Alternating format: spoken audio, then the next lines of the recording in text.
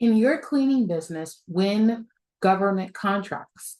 In this video, I'm going to share with you how cleaning businesses can win government contracts and what to do in order to prepare your business. My name is 𝗙𝗓𝗙𝗧𝗏. I'm a government contracting advisor and expert, and I help my clients actually achieve over $4.4 billion in just the last 4 years. And I've been in this game for over a decade. So I want to give you advice on what to do to really grow your business this year. Now, the first thing about cleaning businesses is, to be honest, it's a very lucrative industry if you do it right. Now, if you're already having like residential clients and corporate clients, these are great starters to leveraging that experience or utilizing your past performance, those past projects, those past clients to actually win government contracts. To be honest, it's actually an understated position because every facility, every building needs to be cleaned. Every single state, local, and federal building, all your courthouses, your civil houses, your police offices, all of them need to be cleaned. And there is a government contract associated with those. So knowing that they're everywhere, and this is an opportunity for you to actually advance and grow your business exponentially. Let me just first step back a little bit and share with you how this actually works. Like, how do you actually take advantage of what's already out there for you to win? Not like your, let's say residential or corporate clients, they have a specific budget or an idea of what it should be. So oftentimes they'll ask you for your price before they'll accept it. And the great thing about government contracts is that they'll already tell you what they need, the specific scope of work, and there are ways to actually look at past wins or past awards to see what they're actually willing to pay you. Now, these contracts can range from a one-off project to multi-year contracts. Like, imagine what that can do to your business where you have stability for several years, 2, 3 years, even longer. This is a game changer for your business. This isn't something that would sleep on you. But where do you start? Like, what do you do first? Now, I just have a few notes here written down.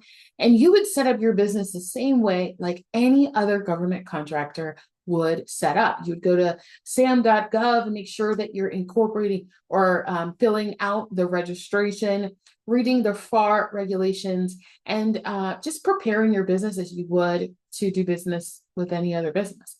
You're going to submit a proposal and pricing for any opportunity that you're interested in. Now, the cool thing is that you can start even in your state, in your city, where you actually are located to start winning government contracts.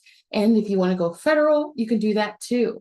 It doesn't necessarily mean that you're limited to the state or the city or the country that you live in. You actually can do business beyond that. You heard it here. So what that means is that your business can grow exponentially. And really cool thing is that you're not limited to just one contract at a time. You can win contracts over contracts and just layer stability into your business. Isn't that sound fun? Is that a way for you to add more revenue to your business, stabilize your labor, stabilize your books, stabilize your revenue so that you can grow your business exponentially and into new markets at the same time? It's just an amazing opportunity for your company to grow. What type of cleaning businesses specifically? Now, this could be organizational businesses, like this kind of categoric, organized in a category under your NAICS code. So you're going to want to go to or Google NAICS, NAICS, and it's under the U.S. Census Bureau website. And on that website, you're going to search for your NAICS code if you don't already know it. That code is going to follow you through the entire process and help you unlock opportunities, reveal opportunities for your business to bid on. There are other things that you could do to increase your chances of winning government contracts by getting certifications. I'm going to cover just 2 types of certifications in this video, but there are so many opportunities for you to diversify your standing and position yourself and differentiate yourself from your competition. The one certification that I'm going to share with you is a diversity certification, a minority diversity certification. This will constitute as minority as veteran-owned business, women-owned business, minority-owned business, like you're a Hispanic, a Black, an African-American, if you will, or within those ranges, there are certifications typically for you. And also there's other certifications that are within that disadvantaged certification program that you could look at. The second type of certification that I'll share with you today is actually the 8A. I'm not going to talk too much about the Hub Zone, but the 8A is a great business development program. It's actually ran by SBA. So the Small Business Administration runs this program. It is a great opportunity for you to get your feet wet, to get registered and apply, and also have set asides or set contracts that are put aside for your business to win. Now, you don't need to do this, but it is definitely an advantage that you might want to look into. If you don't qualify for 8A, you could still win government contracts because there are set asides for small businesses. That's right. And there's changes in government contracting currently happening right now that are going to benefit you exponentially in the future. And I'm really excited about this. But for right now, what you could do is just start doing some research, finding out what opportunities are available to you. And then you're going to just kind of consider which ones are going to be the best fit for your business. Now, there are some more steps that I want to share with you, specifically my GovCon sales strategy, which is the blueprint that has unlocked $4.4 billion for my clients. And this strategy is, bar none, one of the best strategies out there, other than actually building relationships with the government. This includes that, and it also helps you know how to submit proposals, like what to put in a proposal, how to not waste and spend hours and hours and days and months on a proposal, but actually prepare them in less time and more strategically using AI. So powerful.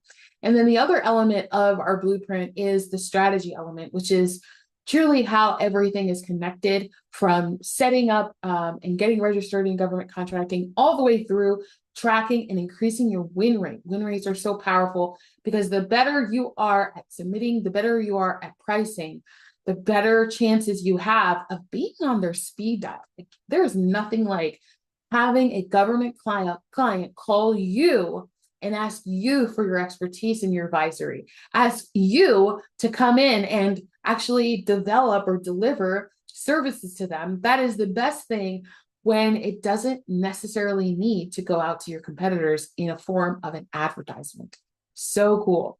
So I want to recommend those two certifications with you. So here are some keywords that you're going to want to do some search. And you can go search on usaspending.gov. This is a really easy website to navigate through. You're going to search for opportunities. You can use your NAICS code. And if you want to filter through, you can look for janitorial services, cleaning services, specifically custodial services. Like, actually use those keywords to refine your search. It's going to show you specific agencies that buy those services and how much they spend on a fiscal year. So what I typically recommend for my clients to do is to look at the last 3 to 5 years of the spending. So across 3 to 5 years on average, and then year to year, to see what those trends are and see how you can add a revenue stream into your business. I want to also give you a ninja trick just to share with you. You're not going to just look at open opportunities or open advertisements. The reason why is because a lot of advertisements have already passed. And you want to start to pay attention to those that have already passed, because there's actually cleaning services that are providing those services right now. And you can do your research, find out what they're doing, how they're doing it, what they're pricing at. And that way you can prepare yourself for the next time that contract comes out so that you're positioned to win. This is a strategy, and this is a part of the GovCon sales strategy. We break down everything so that it's really simple, taking all the complexity out, and makes your journey to your next, adding a next zero to your business easier. So if you're at 6 figures, you'll get to 7, 7, 8, 8, beyond.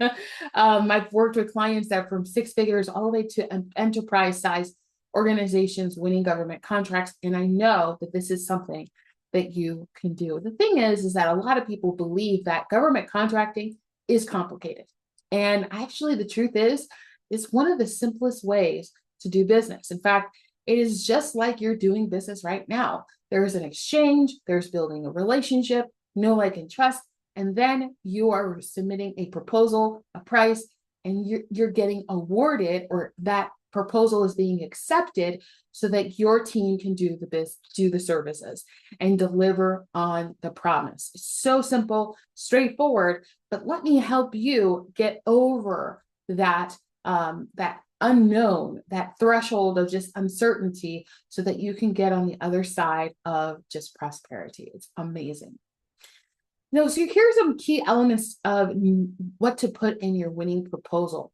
You're going to want to include your past performance and references. So if you haven't started collecting that already, you start collecting that now. This is a great opportunity for you before you start doing bidding for contracts, is to actually start putting together, organizing past performance. Your past performance should indicate the term, specifically the scope of work, and if you have teams, specific team members that worked on those projects, or specific service accounts, and also references. So references can be in different forms. It could be on a letter, like a letterhead, or it could be in an email. Either way, it needs to be formatted so that it could be understood and it clearly define exactly that they're responding to the work that you did on a specific contract, project, service that you provided for residential or commercial. Also, you're going to want to include competitive pricing. There's a strategy to do that so that you're not, shooting yourself in the foot in terms of margins. You want to make sure you have healthy margins. So what your margins are now, typically they're about the same depending on your experience, your expertise, and the services and the value that you provide to the government. Compliance with contract requirements is going to be the killer. This is actually something that most small businesses don't do very well. And I'm going to just share with you some quick tips so that you can avoid mistakes in the future when you're preparing your government proposals and your pricing, is to do a compliance review. So your compliance review is checking through your response before you deliver it to make sure that you've answered all the questions properly, that they are within regulation, and that they are highlighting what matters most to the client. Now, there's spelling and grammar, like if you're dictating any of this or typing it yourself, you want to make sure that you are doing a spell check and grammar check, because they actually, I had several government agencies, specific procurement officers and contracting officers, who have said to me, and I've heard them say this on panels, that they actually will take off points if there is not clarity in the proposal, meaning that they will take off points, and they want to describe specifically what it is. So I'll tell you right now, they want to take off points for if you have spelling errors, if there is a page count misnumbering. Like if you say you go from page 1 to page 4 and there's no 2 and 3, and for not following directions, say they specifically request it to be on 10-point font, Times New Roman, and you don't follow those directions. Instead, it's Arial at 8-point font. They take points off. It's actually considered disqualified. Sometimes they will disqualify you and throw your proposal out. Sometimes they will actually just kind of, depending on that specific agency, they'll kind of give you a warning and opportunity to fix it, correct it, and then resubmit. I would not even try to attempt to get to that point, because that's your first impression. You want to make sure that you're following directions. And this is what they said about that. They said that they will take points off because this proposal is a reflection of how they do business. So you want to make sure that that is your best foot forward, because they're going to actually judge you based off your proposal and your price bid. So you want to make sure that you're taking the time and being really diligent to cross all the T's, dot all the I's, make sure that everything is in place so that you can establish a good relationship and also really just gain their trust as you are an expert for what you do. Okay, if you're interested in learning more, or if you would like to see how you can start winning government contracts or increase your win rate, I have an upcoming event called the GovCon Millions Masterclass. I would love for you to be there. I'm inviting you to be there. Click the link down below to register. This is an opportunity for you to just get really, really crystal clear and know exactly how to just dive right into government contracting today. So it's a really powerful thing. And I don't want you to delay, because delay only causes fear and anxiety and overwhelm and stress and just more questions. Let's go ahead and address all of that. Make sure that you have a clear sight for the future and you can make money moves that you truly desire. Thank you so much for being here, and I'll see you in the next video.